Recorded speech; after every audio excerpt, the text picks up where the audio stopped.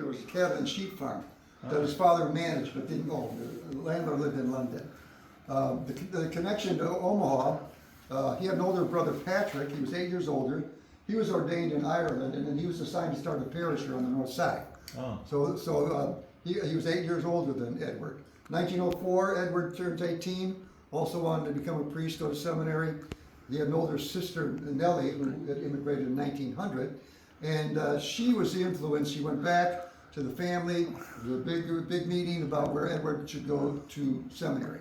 She encouraged to have Edward come here. So he starts out initially in St. Joseph's Seminary in Yonkers. Dunwoody, Dunwoody, yeah. That's our neighborhood. Yeah. St. Joseph Seminary. Seminary, yeah. He's there about 6 weeks, 8 weeks.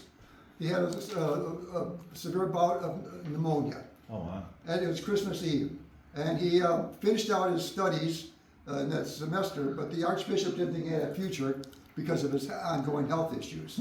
And so he comes back to Omaha to recuperate. The bishop here sees so much promise. As he recovers, he sends him to the Gregorian Seminary in Rome.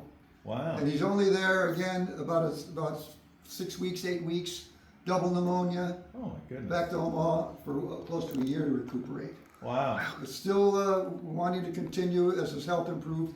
There was a seminary in Innsbruck, Austria. It was the Royal Imperial Leopold Francis University. And it was a theological seminary as well. Father attends there from 1909 to 1912, does better with his health, and then is, like his brother, he's assigned back to the Nebraska area, to O'Neill, Nebraska, which is about 200 miles northwest of us here, and it was a small Irish community. He's there 6 months at St. Patrick's and then reassigned to St. Patrick's here in Omaha, so that was the connection. 1908, the family, because with the two priests here, immigrates and comes to, in 1908, to Omaha, except for two sisters who remained in Ireland. One was a teacher, taught her entire life, and another was married with several children as well. He starts work with homeless men from 1913 to 1917, as well as with youth. And he opened 2 working men's hotels. One would accommodate about 100 men, and then he opened up a larger one which counted about 300 men. He had an employment agency, and he said he interviewed 1,000 men, and they told him that it was too late for us. Father, we needed you when we were 10, 12 years old. Here they're probably 30s, 40s, and they've got all kinds of issues, addictions, no limited skills. Right. And he said he needed to work, he said, with the embryo man, the young boy. So he gets custody December 12th of 5 boys, 3 from the court system, 2 homeless, and opens the first home down in the city on 25th and Dodge here. Okay, he's there 6 months. He's got 5 boys. December 12th at Christmas, there's 25. Wow. June of the following year, it's filled the capacity about 40 boys. Needs a larger place. The German on the south side here, not far from where the Omaha Zoo is, the Dorothy Zoo. There was a German social hall. It was called Liberty Hall, and it would accommodate about 125 boys on 3 acres. And it was vacant because World War I had just about ended, but the Germans were not very well received in the city. He gets a lease on it for 3 years till 1921. Things are going better. The Germans want the hall back. Father's got 125 kids. What do I do? Where do I go? And not being welcomed in the city, with mixed races, mixed religions. That was scandalous, to say the least. And he said he welcomed everybody. Yeah, he took all races, all religions, creeds. Yeah. And he said having grown up on a farm 10 miles west was Overlook Farm of the city, he said that we'd get more freedom to do on our own and free to express ourselves and those kinds of things. So we purchased 160 acres from the Baum family. They own several farms in the area. 160 acres for $100,000. Wow. And it was a well-equipped farm.